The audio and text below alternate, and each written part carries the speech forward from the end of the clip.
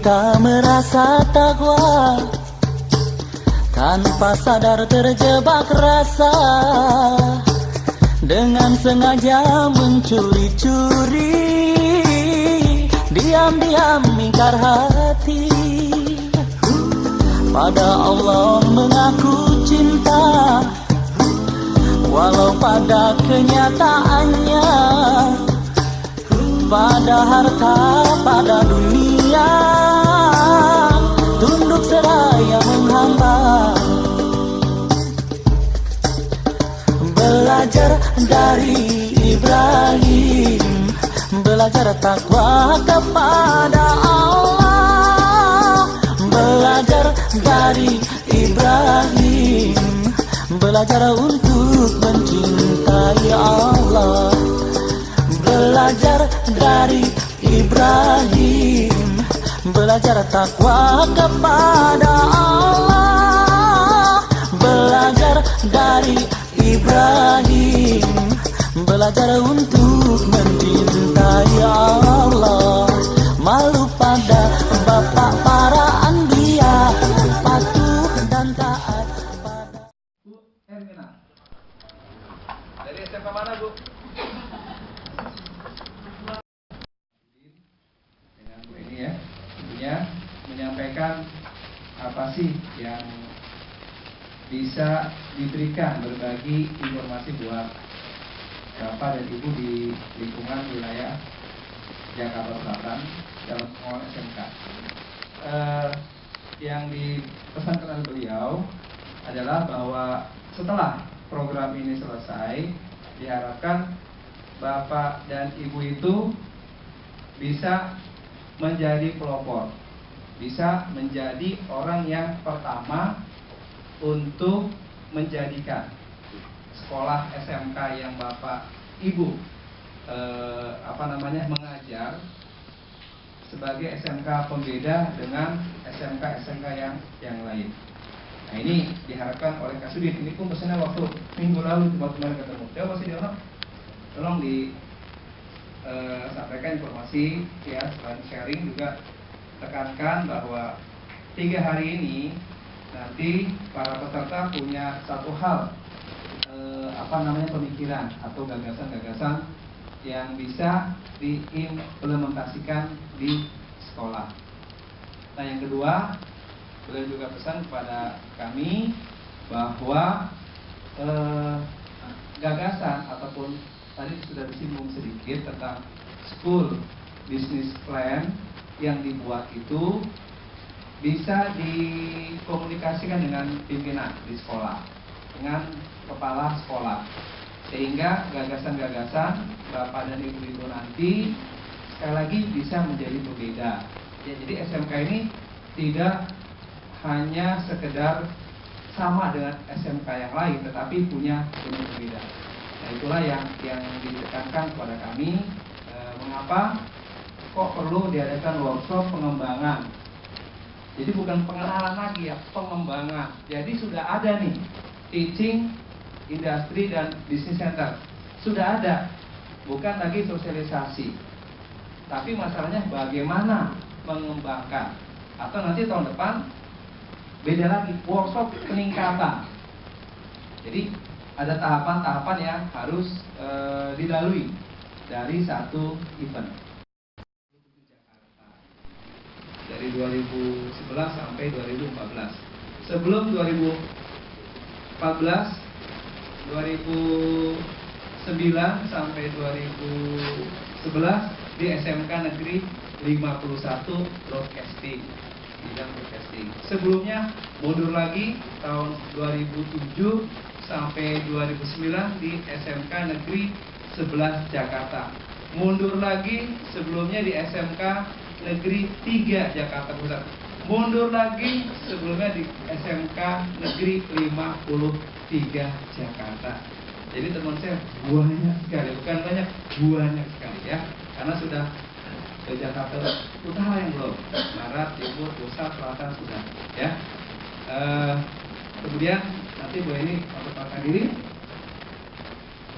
Untuk hal-hal lain bahwa yang saya alami dari berbagai SMK itu tentu berbagai macam model ataupun kelompok ya. Saya pernah bisnis, manajemen, pernah di teknologi, pernah di broadcasting, pariwisata, dan ya kembali ke bisnis manajemen.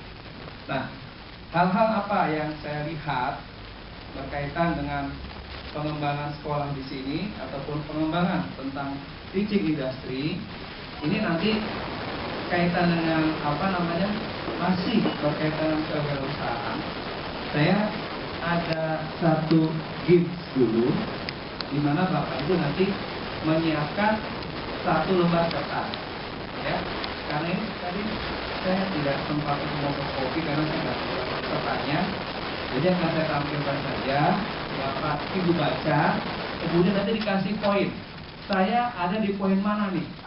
1K, 0K, 0K, 1, 2, 3, 4, 5. Bapak Ibu pilih, kemudian setelah memilih dijumlah, ya, dijumlah di posisi mana kata saya. Kalau memang di posisi 0 nanti ada 9, di posisi sekian ada 9, ya. Ini untuk apa? Untuk ya sedikit pikiran kita biar tidak kaku, karena dari pagi sudah 7 jam 7 sudah di sini, saya dengar begitu ya, jam 7 sudah di sini. Kalau kita pada pegel kan, nah bagaimana kalau berdiri semua dulu? Nah, berdiri dulu ya, kita berdiri. Iya, ada guru olahraga nggak sih? Ada? Guru olahraga ada? Kali aja ada guru olahraga. Oke kan? Kali aja. Guru kesenian, nyanyi kalau gitu Bu. Gimana? Nah, kita sekarang tidak fisik tapi suara, ya. Suara juga kan langsung ke mata, ke telinga, ya kan, ke pikiran. Siapa guru kesenian? Ibu? Mana? Siapa? Ada nggak? Ada nggak kalau guru kesenian? Ya udah. Nanti gue nyanyi. Tapi saya juga nyumbang satu lagu dulu. Kita sama-sama nyanyi. Lagunya gampang. Di sini menang, di sana menang, di mana-mana DKI menang, gitu ya. Oh enggak.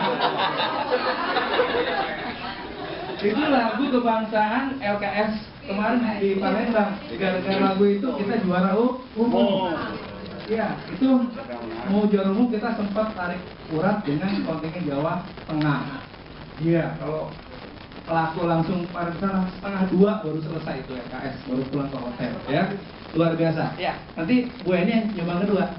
Nah, tapi kalau lagu di sini senang pakai gerakannya dong Bu Eni. Bu Eni pintar nih.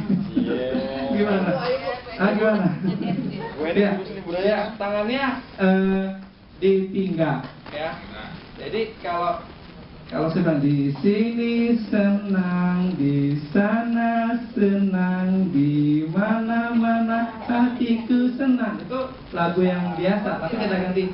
Di sini menang, di sana menang, di mana-mana DKI menang, ya. Kayak Bu ini bantu dong Bu ini. Tadi perjanjian kita berdua. Bu ini melanggar peraturan politik nih. Sudah tahu. Ya. Aku yang ibu yang nyanyi, saya goyang-goyang aja Bu. Goyang itik Pak. Baik Bapak Ibu, saya dijatah nyanyi, Pak Dion yang goyang. Terus Bapak Ibu ngikutin Pak Dion goyang. Banyak gini aja Bu ya. Di sini menang, di sana menang. Aduh, di mana-mana DKI menang. Di sini menang, di sana menang. Di mana-mana DKI menang. Lala ya. Lagunya lagu pramuka. Baik Bapak Ibu, mari kita mulai. 1, 2, 3. Di sini menang, di sana menang. Di mana-mana DKI menang. Di sini menang, di sana menang. Di mana-mana DKI menang. La la la la la la la la la la la la la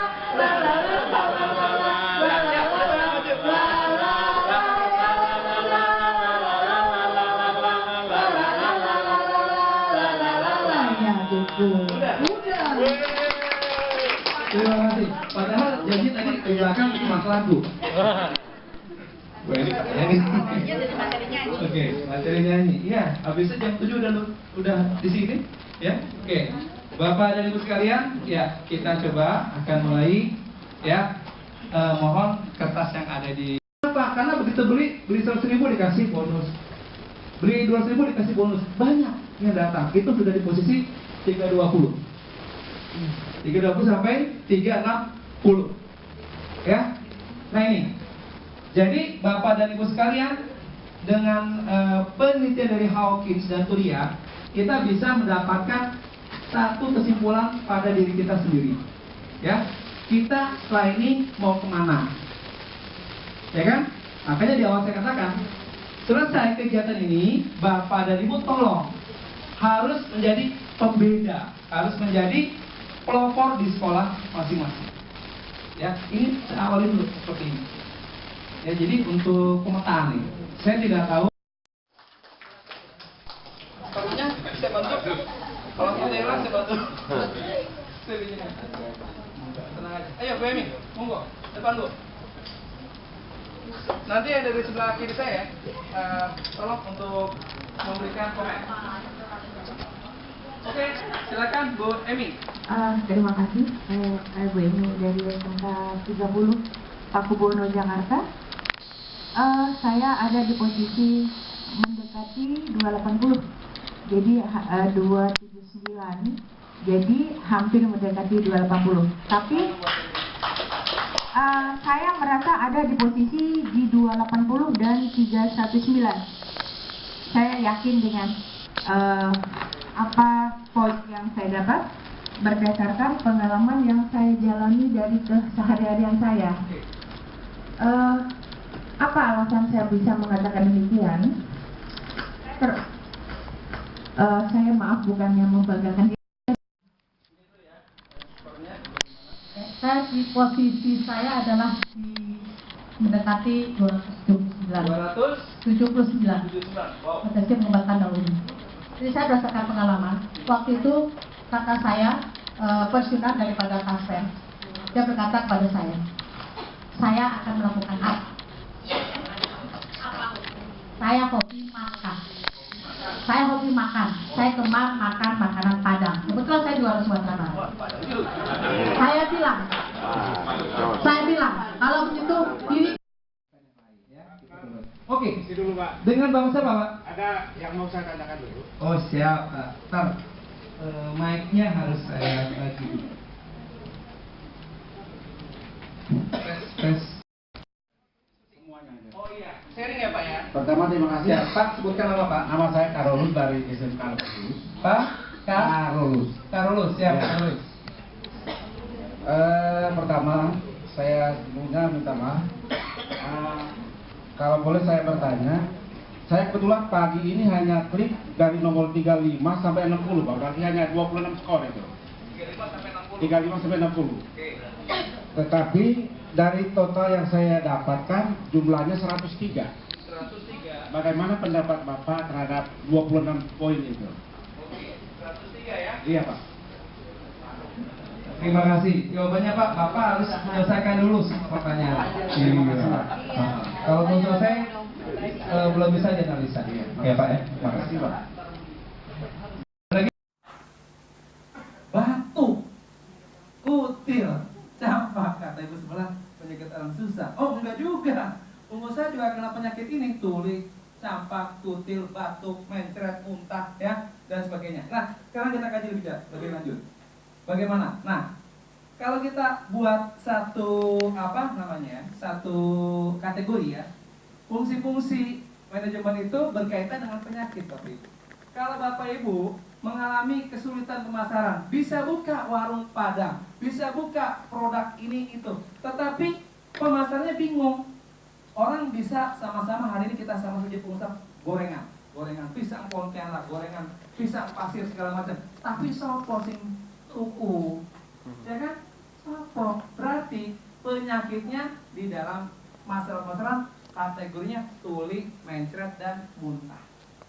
Ya, enak di selatan karena saya jalannya saya punya jor ya, jadi keluar masuk jor. Kalau di tengah itu jalannya pendek hanya 19 kilo, tetapi bisa 2 jam. Kalau ke sini saya hampir 50 kilo hanya 45 menit. Jadi ya bersyukur saja ya saya di tempat yang jauh tapi cepat. Baik Bapak Ibu, kalau tadi Pak Dion sudah bercerita tentang bagaimana jiwa wirausaha yang kita punya, Tadi kan pribadi itu ya Bapak Ibu ya.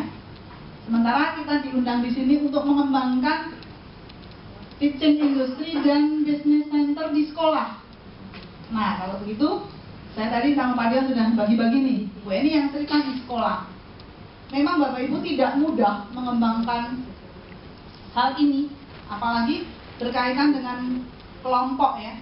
Kalau sendiri memang kita sudah tahu ukuran saya begini, saya mau begini, saya mau begitu, itu hanya dirinya sendiri yang bisa mengetahui gitu ya, langkahnya itu seberapa. Nah kalau di sekolah kan berarti banyak hal yang harus yang menjadi pertimbangannya. Ya, memang tidak mudah Bapak Ibu. Dan yang paling sulit adalah memulai sesuatu yang berkaitan dengan banyak orang. Sekarang saya akan cerita saja, sharing mungkin tadi sudah sampaikan Pak Dion, barangkali tidak lebih baik dari yang ada di sekolah Bapak Ibu tentang apa sih yang sudah dikembangkan wirausaha di sekolah Bapak Ibu. Saya akan cerita yang di 8. Meskipun yang di 8 itu baru mulai Maret, April, Mei, Juni, Juli, Agustus ya. Baru 6 bulan. Masih piye ya. Tapi piye-nya itu saya garuk ya. Loh, kok begini, kok begitu, kok begini, kok begitu. Kenapa nggak begini, kenapa nggak begitu? Nah, kenapa nggak begini, kenapa nggak begitunya itu ternyata sangat susah nembusnya. Yang pertama Bapak Ibu, memang tidak semua kita itu mempunyai jiwa wirausaha yang handal. Kalau pengennya kita itu bisnis kemudian berhasil, ya itu sesuatu yang tidak masuk akal. Karena tadi kalau kita mau berbisnis, satu kita harus berani, gitu ya. 2 siap untuk bangkrut. Kalau kita tidak mempunyai yang 2 itu ya jangan coba-coba untuk bisnis. Di SMK Negeri 8 itu ada beberapa kegiatan yang kaitannya dengan peningkatan jiwa menengah kejuruan.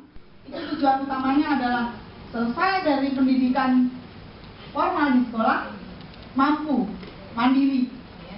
Tapi memang tidak menutup kemungkinan ternyata sekarang anak-anak itu sudah balik. Tidak lagi ingin menjadi wirausahaan, tapi ingin kuliah. Itu memang tidak bisa kita halang-halangi. Dalam kenyataannya di SMK 8 itu, untuk lulusan tahun ini saja, yang masuk ke perguruan tinggi negeri sudah 36 siswa, sudah diterima.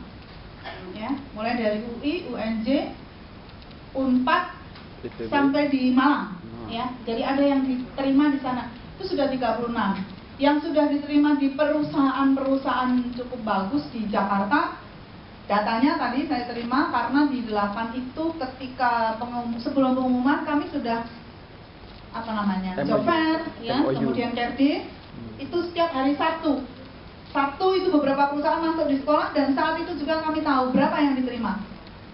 Sudah 170 siswa itu sudah dapat tempat bekerja. Dan sampai dengan hari ini, karena minggu kemarin kami sudah 3 jari dan tanda tangan, itu sudah ketahuan hanya tinggal 30 siswa yang masih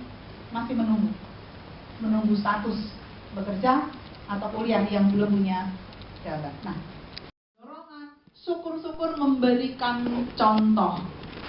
Kalau tadi di dalam diri kita masing-masing Bapak Ibu bisa melakukan wirausaha, bisa berusaha, coba ilmu-ilmu yang Bapak Ibu miliki itu disampaikan, di-sharekan ke anak-anak. Bapak Ibu ini bisa seperti ini karena begini.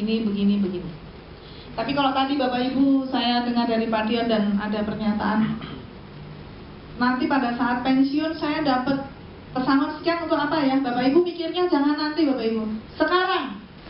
Karena kalau nanti sudah mau pensiun, saya mikir aku nanti dapat pesangon 2 miliar misalnya. Telat Bapak Ibu. Usia Bapak Ibu tinggal berapa langkah gitu ya. Jadi kalau bisa dari sekarang ini sudah mulai. Jadi jangan heran kalau ada di antara kita itu pegawai negeri, kenapa dia bisa begini begitu. Nah di belakangnya ternyata usahanya seperti Bu Emi tadi sudah luar biasa ya. Batu bara itu nggak main-main ya. Bapak Ibu mau silakan, mau usaha batu apa lagi silakan. Batu akik boleh saja Ibu Bapak. Batu akik kalau jamrut atau macam-macam kan bisa saja itu menjadi suatu usaha. Tetapi tentu saja selama kita bersatu sebagai, kalau yang pegawai negeri sebagai pegawai negeri ya tetap harus tupoksi kita dilakukan yang utama.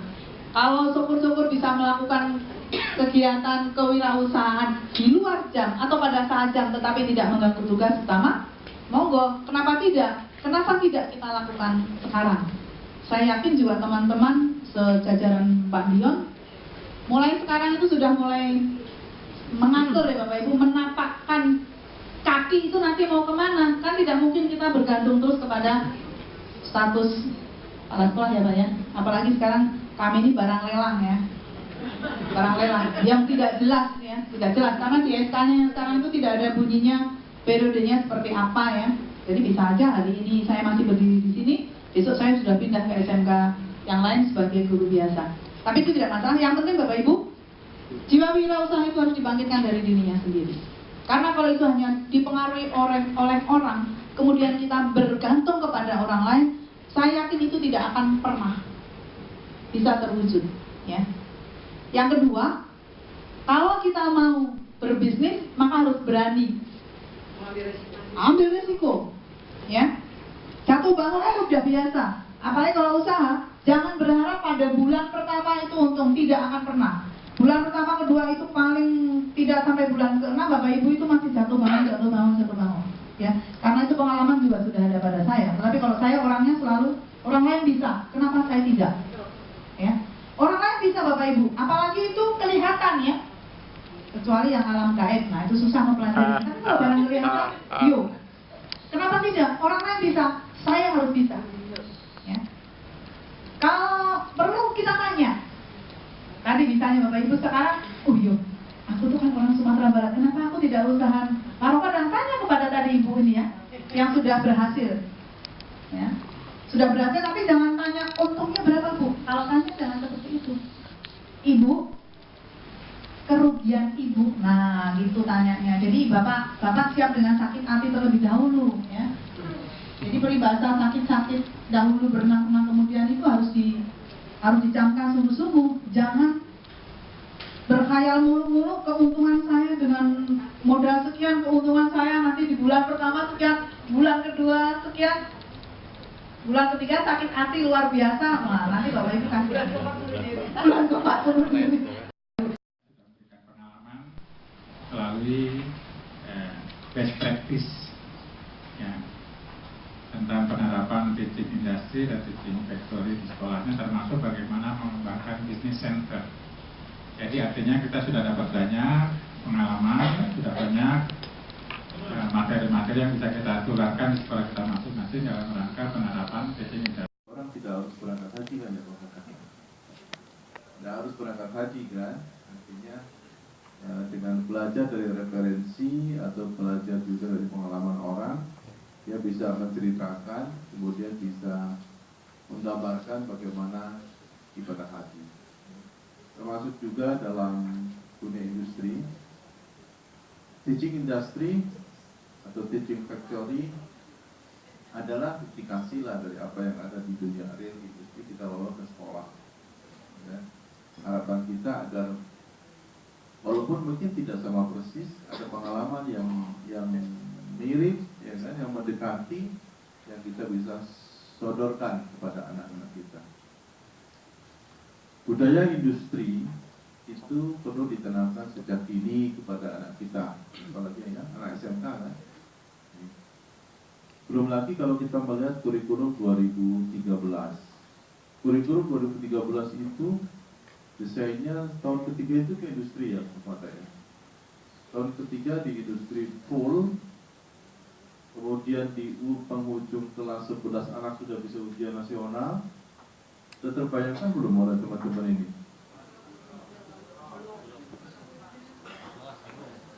Ya, yang sekarang sudah kelas 11, nanti di akhir tahun pelajaran ini dia ujian nasional. Kan konsep itu masih belum berubah ya Pak Fata ya, masih belum berubah. Ya.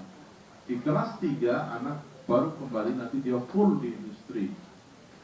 Saya memang membayangkan kalau seandainya secara bersama-sama itu dalam waktu 1 tahun mereka di industri, tempatnya cukup nggak? Jumlah SMK di Jakarta Selatan itu ada 130 lebih, ya kan? Jumlah siswa kita itu hampir mendekati 50.000 bagi 3, ya kan? Bagi 3 berarti sekitar berapa? 16 ribuan. 16.000 dalam waktu yang sama dia harus ke industri. Ini dari sekarang kita sudah mulai merenungkan ini, ya kan?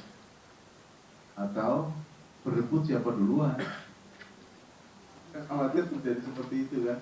Berebut siapa duluan agar dapat tempat untuk on the job training anak kita di industri. Saya pikir dari sekarang sudah mulai dipikirkan, ya kan? Dirancang bagaimana pengaturan. Karena ketika sosialisasi kurikulum 2013 di Sahid Hotel, yang waktu itu Pak Agung yang datang, ya kan? Salah satu Kasubdit, sudah dipikirkan belum Pak Agung dari sekarang ini ketika pada tahun ketiga semua anak SMK berada di industri untuk on-the-job training? Belum sih Pak. Cuma seluruh Indonesia loh nanti, seluruh Indonesia. Kalau itu terjadi, ya, yang tidak serentak saja sekarang ini kadang-kadang sulit dapat tempat, ya kan? Sulit dapat tempat. Ini 1 tahun. Yang kemarin sementara jalan berapa bulan? 3 bulan ya. 3 bulan aja tidak maksimal ya. Ada yang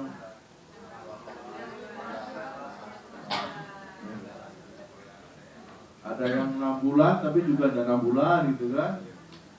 3 bulan juga ada maksimal gitu kan. Coba dari sekarang teman-teman mulai memikirkan, ya kan, untuk membangun teaching industry di sekolah, ya kan? Bagaimana kita membuat simulasi industri yang bisa kita hadirkan itu untuk pengalaman bagi anak-anak kita. Persoalannya ada sederhana loh, karena sampai sekarang kita udah masuk tahun kedua implementasi kurikulum 2013, belum ada format ketika nanti on the job training di tahun ketiga kayak apa.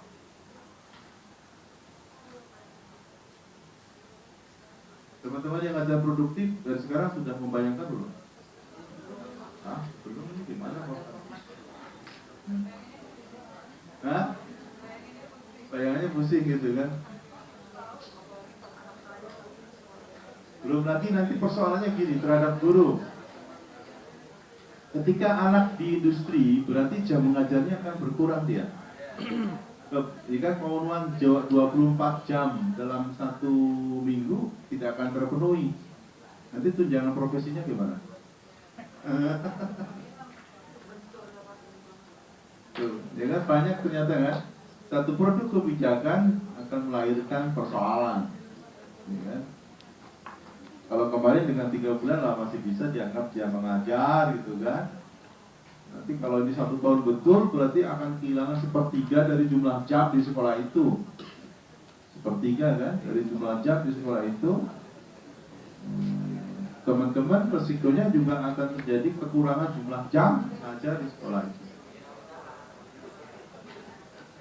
Kalau tidak ada kaitannya dengan tunjangan profesi sih malah senang ya. Persoalannya tunjangan profesi itu jadi penantian gitu. Jadi penantian, ditunggu-tunggu gitu kan. Belum lagi calon presiden baru kita akan mengevaluasi tunjangan profesi, ya. Mengevaluasi itu keputusannya 2 kemungkinan. Ya, keputusannya 2 kemungkinan, ya, dihentikan atau dilanjutkan dengan penyempurnaan gitu kan. Karena yang terungkap sekarang ini tunjangan profesi belum berdampak positif terhadap peningkatan kapasitas guru, terhadap peningkatan kualitas guru. Ya, ketika untuk mendapatkannya semangatnya luar biasa, Tapi ketika itu sudah dapat, teman-teman merasakan bahwa ini kan hak saya. Sementara kita tidak berpikir ada konsekuensi apa di balik kita menerima tunjangan profesi itu. Sebenarnya tunjangan profesi kan, mestinya dengan tunjangan itu bisa mendongkrak profesionalitas teman-teman. Nah, bisa mendongkrak nggak sementara ini? Mendongkrak ekonomi kita kan? Yang jelas positifnya itu. Tapi apakah dengan tunjangan profesi itu mendongkrak profesionalitas kita? Ini yang masih menjadi pertanyaan. Maka akan dilakukan evaluasi. Ya, siap-siap teman-teman, uji kompetensi akan diluncurkan kembali. Ya, jadi salah satu nanti ketentuan, salah satu, ya kan, ini baru wacana kemarin diskusi soalnya.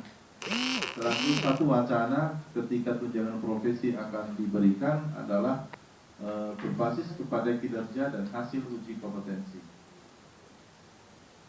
Tujuannya apa? Untuk memotivasi teman-teman meningkatkan keterampilan, ya kan, kecakapannya. Sebab kalau enggak, dianggapnya udah hak ya Pak Fatah kan?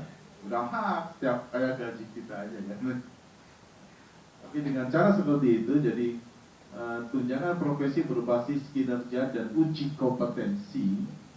Bisa syarat mendapatkan tunjangan profesi yang nilai uji kompetensinya 7,0. Ibu-ibu semangat nggak? Semangat belajar kan? Kalau udah hilang 2 juta lebih kan? Tuh, nanti seperti itu polanya. Dan tunjangan uji kompetensi itu akan diberlakukan secara periodik, ya, secara periodik. Masih juga dalam wacana kemarin setiap tahun atau 2 tahun sekali. Tujuannya memang supaya mengupdate kan, mengupgrade juga kompetensi teman-teman. Supaya guru itu punya budaya belajar dan terus belajar.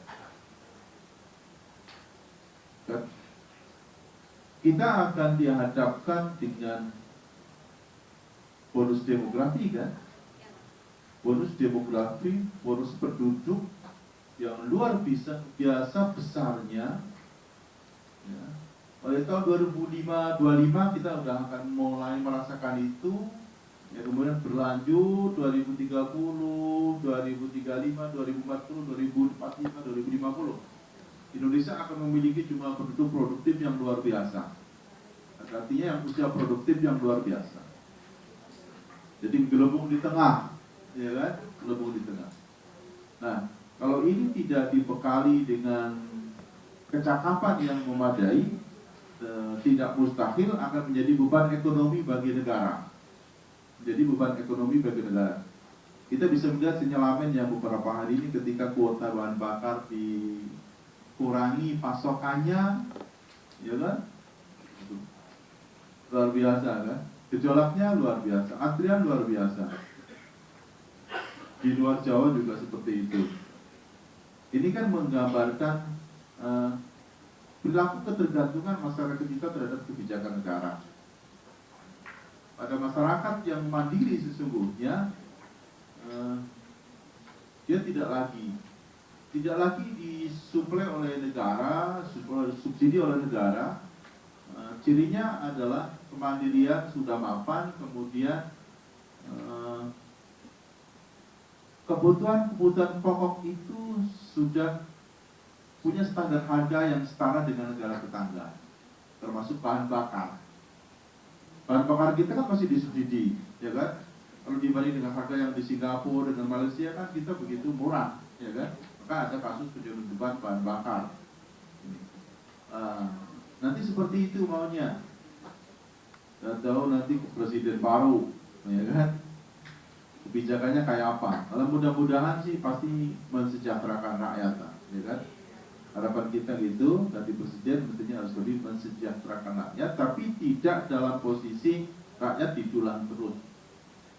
Ya, rakyat didulang terus. Tapi rakyat harus produktif. Negara akan maju, pemerintah akan maju ketika rakyat itu produktif. Ketika rakyat tidak produktif, maka akan menjadi beban negara, menjadi beban pembiayaan negara. negara akan mengambil alih pada aspek pendidikan dan kesehatan. Tapi dari aspek kebutuhan, ya kan, dari aspek kebutuhan ekonominya, diusahakan masyarakat bisa mandiri. Ini kebijakan ke depan begitu. Oke lah, sekolah, masalah sehat, ya kan, itu urusan negara. Masyarakat dijamin, ya kan. Nanti sekarang sudah dirancang kan, kartu Indonesia Sehat, kartu Indonesia Pintar. Jadi KIS dan KIP, ya kan. Kemarin Kemendikbud sudah studi ke DKI, ya kan. Sudah studi ke DKI terkait dengan kartu Jakarta Pintar. Karena ternyata sebelum penetapan Jokowi jadi masih jauh sebelumnya. Tapi kan udah tanda-tanda Jokowi menang gitu kan. Jadi orang Kemendikbud sudah datang ke Dinas Pendidikan untuk mempelajari tentang sistem kartu Jakarta Pintar gitu kan. Walaupun juga banyak kekurangan kan, yang bisa jalan juga banyak kekurangan. Karena ada saja masyarakat kita atau teman-teman kita yang tidak jujur. Teman-teman kita yang tidak jujur. Kasusnya di Jakarta Timur, di sekolah menengah kejuruan lagi. Kalau di TK atau di SD kan tidak begitu pusing gitu. Di SMK lagi, ya kan? Jadi penerima KJP-nya itu digelembungkan menjadi 2 kali lipat. Jika kan temukan ada nama-nama ganda, nama-nama ganda dalam jumlah yang cukup signifikan. Makanya KPK pun turun, ya kan? BPK turun, periksa ini. Saya tidak habis pikir, ya kan? Jadi keuntungan apa sih yang akan dia raih dengan cara berbohong gitu loh? Dengan cara berbohong. BOP swasta juga gitu. Ya kan? Begitu kita ada memberikan BOP kepada swasta, muncul kasus juga. Kasusnya penggelembungan lagi data juga. Siswa mendapatkan itu. Tapi bersyukurnya sih enggak di selatan. Bersyukurnya ada di selatan. Di selatan yang malu saya. Tapi selatan kan ada waktu juga kan diperiksa. Beberapa sekolah swasta dipanggil KPK. Sampai hari ini masih ada sekolah swasta yang dipanggil KPK. Saya sudah dipanggil KPK. Beberapa kasih kecamatan juga sudah dipanggil KPK. Ya kan? Ya saya bersyukur ya kan. Nggak ada sih pungutan sampai di tingkat subdit kan nggak ada. Nah, ini persoalan, makanya kembali lagi ke mental lagi kan, mental lagi. Maka saya titip kepada teman-teman, kita membekali keterampilan kepada anak kita itu penting. Tapi menanamkan sikap jujur kepada anak kita jauh lebih penting. Orang yang sukses, orang yang berhasil adalah mereka yang jujur. Ya kan? Kalau keberhasilan atau kesuksesan diraih dengan cara yang tidak jujur, maka nanti juga akan runtuh sendiri kok. Perusahaan yang dikelola dengan tidak jujur, hancur. Jadi kalau ada pamewa yang mengatakan, zaman sekarang lah kalau mau jujur mah hancur. Enggak, yang namanya jujur tetap, ya kan? Tetap bisa tegak berdiri. Jadi kita jangan sampai termakan itu. Boro-boro jujur, yang tidak jujur aja sulit cari rezeki gitu kan. Aduh, parah juga kan. Coba kalau itu merasuk ke dalam jiwa anak kita, ya, sudah terkooptasi dengan falsafah itu, boro-boro jujur, tidak jujur aja udah susah. Ya kalau orang udah jujur susah gitu kan. Maka saya titip kepada teman-teman, ayo kita tanamkan kejujuran kepada anak kita. Dan langkah yang strategis yang bisa teman-teman lakukan, kejujuran dalam pemberian nilai kepada anak-anak kita. Ibu bapak jujur nggak memberikan nilai kepada anak-anak? Ada air terganda ya. karena dipesan sama kepala sekolah. Gimana Pak Pakar, pengawas itu lihat ini, tuh kan? Banyak istighfar aja deh, banyak istighfar dan berani mengatakan tidak kepada kepala sekolah. Kayaknya kita juga sudah tidak capek-capek ya ingetin kepala sekolah ya untuk jujur, ya kan? Saya yang membayangkan nanti di Yaumil Hisab itu Pak Sudin kan berdiri di depan, belakangnya pengawas gitu kan. Ada lagi kepala sekolah, ada lagi teman-teman guru kan. Tuh coba dalam pengadilan Allah langsung di situ. Tidak ada pengacara, tidak ada jaksa di situ kan. Kita sendiri yang berhadapan dengan pengadilan itu. Kalau kita nggak jujur gimana? Tapi kan pertama saya ditanya, Haryanto, kamu tidak jujur ketika membina, apakah kamu jujur ketika membina sekolah-sekolah kejuruan Islam? Jujur, saya sudah menganjurkan kepala sekolah itu jujur, guru juga jujur. Nanti teman-teman kan mesti mengiyakan di belakang, iya Pak, gitu. Hari ini kan giliran kepala sekolah, kamu jujur nggak ketika mengelola sekolah? Yang di belakang sudah enggak. Gitu. Coba itu kadang kita perlu mengimajinasikan loh. Ya, karena itu belum hadir, ya kan? Pengalaman itu belum hadir, tapi pasti hadir. Fayunabbi'ukum bima kuntum ta'malun, dan akan diberitahukan kepada kamu sekalian apa yang telah kamu kerjakan. Ibu Bapak yakin nggak sih hari kiamat? Yakin. Khawatir ada yang ragu itu loh. Khawatir ada yang ragu gitu loh. Hidup kan cuma dunia aja, akhirat juga nggak ada.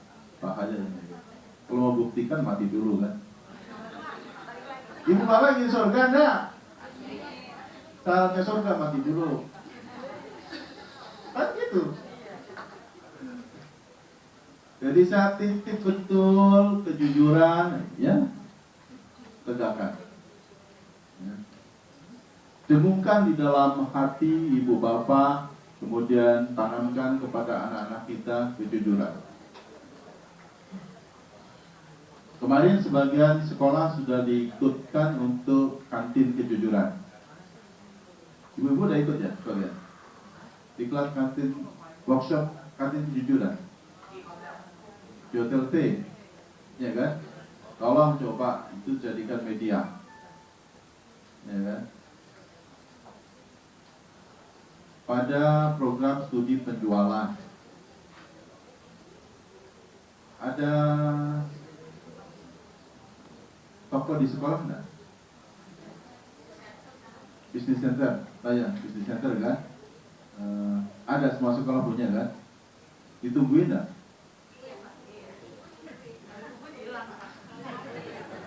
Kalau sudah jujur itu udah ditungguin aja tetap.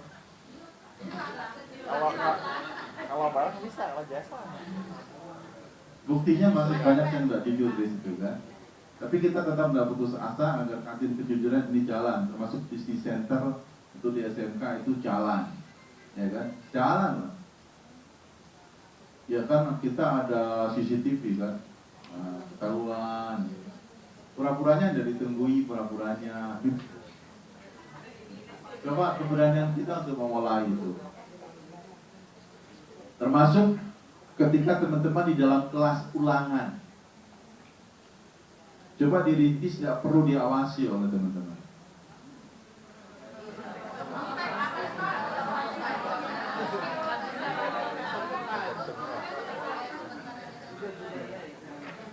Kan kita ini mendidik kejujuran kepada mereka, kepada anak kita, ya kan? Jadi kalau mereka nyontek berarti kan itu tidak jujur. Mereka bertanya ke sekolah berarti tidak jujur. Ini yang rentan sekali sesungguhnya dalam kehidupan pelajar kita, dalam kehidupan pelajar kita.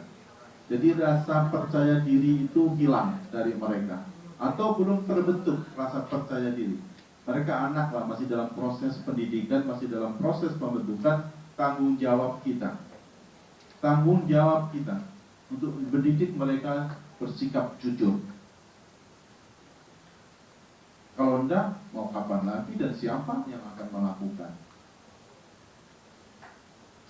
Ibu bapak bisa mengawali dari rumah ibu bapak. Di rumah ada yang ditutup-tutupin enggak? Ada.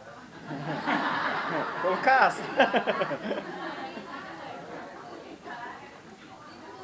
Saya budayakan dengan istri saya tidak menyimpan uang, ya, menyimpan uang, kemudian kita taruh di lemari, dicuci rapat, enggak.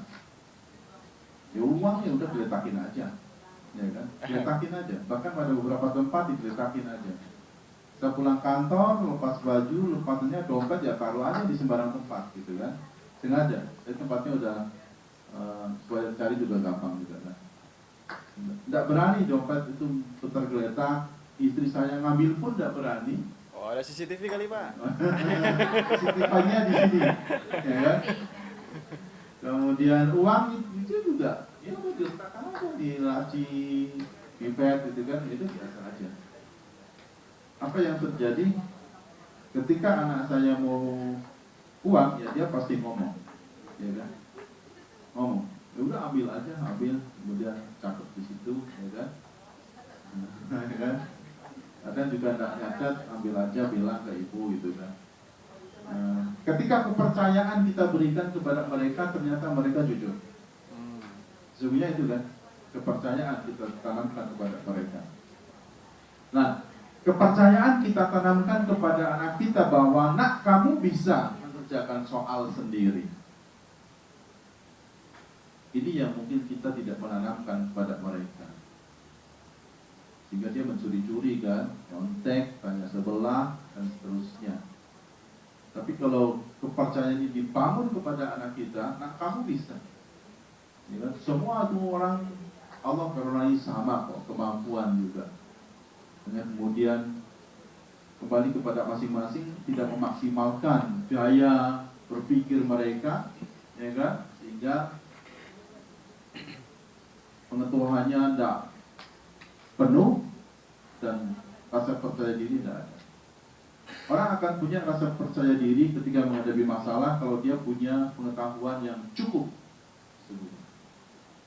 Jadi intinya ini pendidikan keterampilan teman-teman berikan kepada anak kita baik, ya, baik.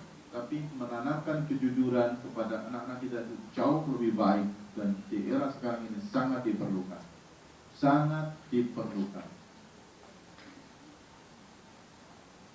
Nanti kalau semua udah jujur kan tidak perlu ada KPK lagi, ya kan? Tidak perlu ada KPK, tidak perlu ada apa gitu kan? Tidak perlu ada Rokib Atid. Kadang saya menangis sebenarnya ketika kasus-kasus yang muncul anggota dewan banyak bergelimpangan. Itu muridnya siapa? Guru. Muridnya guru kan? Tuh. Ya kan? Nazarudin itu muridnya siapa? Kalau yang kayak gitu mungkin ada yang aku ya. Bukan murid saya. Anak haram. Itu Nazarudin muridnya siapa dulu ya kan? Orang tuanya siapa itu? Dan lain sebagainya lah, ya kan?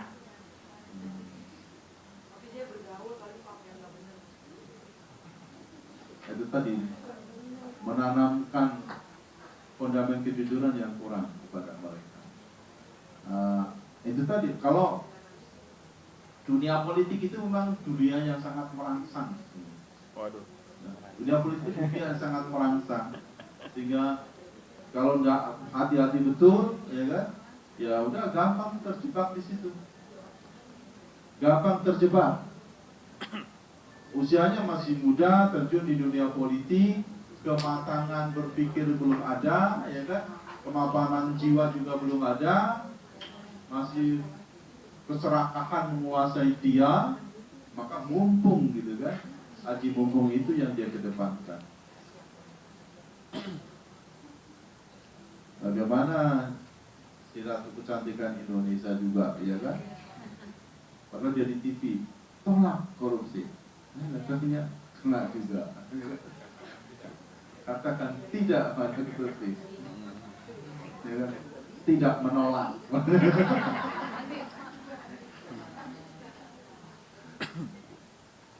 Ini persoalan bangsa. ya kan? Dan kantongnya ada di sekolah-sekolah. Maka saya mohon dengan sangat kepada teman-teman, jangan sekedar transfer knowledge saja, tapi transfer attitudes itu jauh lebih penting. Itu saja saya ingin memotivasi teman-temannya. Jadi, yuk kita tanamkan attitude kepada anak-anak kita. Dan itu berangkat juga dari diri kita untuk bersikap dan bertindak jujur, ya kan? Untuk mengingatkan kepala sekolah, ya kan? Kalau seandainya dia menyuruh, udahlah, pokoknya bagaimana nilainya dibuat di atas KKM semua, ya kan? Kalau enggak, kita nanti nggak lulus kan repot, gitu kan? Dan ternyata sudah kita berpatah untuk mengevaluasi secara bersama-sama. Tingkat kejujuran sekolah kita menurun. Tingkat kejujuran sekolah kita itu menurun sejak diberlakukannya penentuan kelulusan berdasarkan nilai akhir yang merupakan kolaborasi antara nilai ujian nasional murni dengan nilai ujian sekolah. Dengan nilai sekolah, ya kan? Di dalamnya ada nilai ujian sekolah plus nilai semester. Saya tidak melihat nilai akhirnya, tapi yang saya lihat adalah nilai ujian nasionalnya. Di situ jumlah sekolah yang tidak jujur jauh meningkat, dan ibu bapak ada di situ. Ya kan? Ya, jangan anggap remeh ini loh, ya. Jangan anggap remeh. Yang penting saya dan Pak Patah sudah mengingatkan. Tugas saya kan mengingatkan. Ya. Sistem didik kita yang lemah katanya pengawasan, Pak. Pengawasan yang lemah, maka nanti Pak Patah yang tanggung jawab, gitu kan. Di kita sistem yang lemah adalah pengawasan. Pengawasan. Maka Pak Patah termasuk pengawasan tentang kejujuran, ini penting, ya kan? Jadi kalau nanti teman-teman itu melihat, ya kan, nilai sekolah yang nanti dikombin dengan nilai ujian nasional, dilihat kalau nilainya 89, 8 mesti ngarang ini semuanya. Nilai kan mestinya 8, atau 7, gitu kan. Itu 8, 9,0. 8 gitu kan. Sementara begitu ujian nasional ternyata nilai ujian nasionalnya 2,1, 2,2, 3,2, nilai sekolahnya 8,2. Ya kan? Masa begini, ya kan? Perbedaan nilai ujian nasional dengan nilai sekolah kalau 2 digit ya, di atas 2 digit yang sangat tidak jujur. Jadi kalau udah bedanya itu, kalau bedanya masih dalam koridor 1, sekolah itu tidak jujur. Tapi kalau sudah bedanya lebih dari 1, sangat tidak jujur. Sangat tidak jujur. Kalau bedanya hanya 0, dikit-dikit itu sekolah itu masih dalam kategori jujur lah, ya kan? Jujur. Tapi kalau udah mencapai angka 1, ini tidak jujur. Tapi kalau udah lebih dari 1, sekolah itu sangat tidak jujur dan ibu bapak masuk di dalam.